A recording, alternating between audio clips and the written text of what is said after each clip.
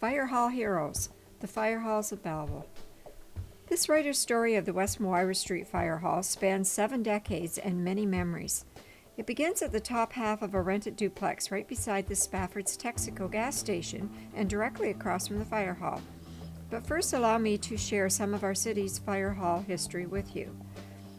As far back as 1836, when Belleville was incorporated as a police village, every able-bodied man from 15 to 60 was responsible for putting out fires. Each dwelling had a leather bucket on hand, and the good citizens of our town formed a bucket brigade to heroically fight the blaze. It's not hard to imagine the raging fire's advantage over our pint-sized police village of just 1,700 inhabitants at the time. In 1840, an official volunteer fire brigade was formed by the town council to help control fires. In 1867, the original stone and brick fire hall, also housing a police station and holding cells, was built at 394 Front Street, where Chilangelo's Mexican restaurant stands today. In 1878, the Belleville Fire Department was created, employing paid, on-call employees with other jobs who responded to fire calls. A second fire hall was built in 1890 at 112 Front Street near the entrance to Victoria Park and was closed after it was damaged by fire.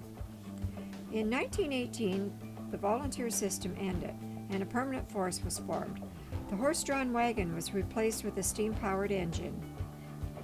In 1949, a new hall opened on Moira Street West, and in 1953, a second new hall was built on Dundas Street, just east of the hospital. In 2015, the latest fire hall and fire museum was constructed at 62 Bettis Street in Belleville. The last 2 horses to pull the old hose wagon were named Harry and Larry by the fire crew. Larry was a relatively new and much younger horse and had only been with the department a few years. Harry, on the other hand, was a 20-year veteran fire horse and showing his age. Harry and Larry were sold at Market Square to a horse dealer who planned to resell them and make some quick cash. Because of his advanced age, Harry was sold for $17.50. The firefighters knew Larry would be okay, but worried about faithful old Harry being used as a plow horse, so they chipped in to repurchase him from the new owner. Harry was taken to a country setting to retire and relax in the pastures, but sadly he passed away a few months later. Some say that Harry missed being around the fire hall and the firefighters and died of loneliness. Harry was buried with an honor guard ceremony in Coleman Flats attended by the entire department members. In 1949, when the West Moira Street Fire Hall was brand new, one of the crew often looked out for my brother and me after school for an hour until Mom got off work. She worked the day shift as a waitress at the Diana Grill and Cozy Grill on Front Street, and as a divorced mama too, she was raising us on her own. Inside the hall was a lounge, recreation room, kitchen, and one of the first TVs in the area. We had the run of the place, and Rex, the giant German Shepherd fire dog mascot, was our constant companion. Big Rex, Chief Vance, and the rest of the crew kept us out of trouble as we watched the Howdy Doody show. There was a modern supervised playground and field where they built a ball diamond for the whole neighborhood. We skated until dark on the rink they flooded every winter and caught tadpoles in the creek every spring. The attached building was used for drying the hoses after a fire, and that's where we tied our skates and warmed up. They taught us how to slide down the fire pole, and the shiny red 5-cent Bendo 44 Coke machine was the best treat ever. One of the crew magically appeared with a nickel to feed it for us kids. There was a limitless supply of candy treats, laughter, and good cheer from the whole department. My mom did not make much money as a waitress, and the firefighters gave us an overflowing basket of food and gifts at Christmas time. One year, a week or 2 before Christmas, they dropped off a big box of goodies for our little family. It contained fruit, vegetables, nuts, and candies, plus lots of wrapped presents just for the 3 of us. I discovered a really cool wrapped gift tucked in the bottom of the box with my name on it.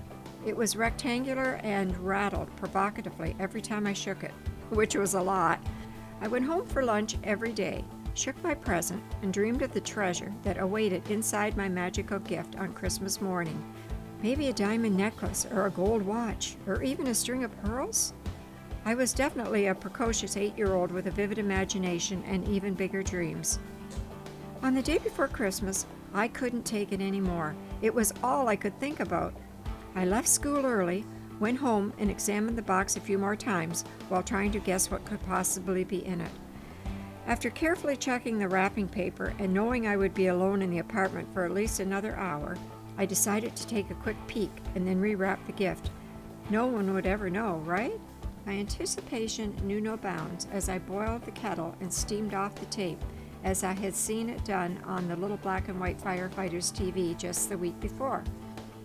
Much to my chagrin, I discovered my beautiful surprise gift was just a plain old boring wooden pencil case. I hastily retaped the gift and tucked it back under the tree. When I opened the rest of my presents on Christmas morning, I discovered a beautiful pair of white figure skates. They were a surprise gift from the firemen, slid under the tree after I went to bed on Christmas Eve. The fire hall on West Moira Street is still operated after 17 years of heroic service to our city and remains one of my fondest childhood memories. Our firefighters are compassionate and kind role models who take community service and protection to the next level. Life lessons learned from them will always be cherished and never forgotten. Thank you for your service.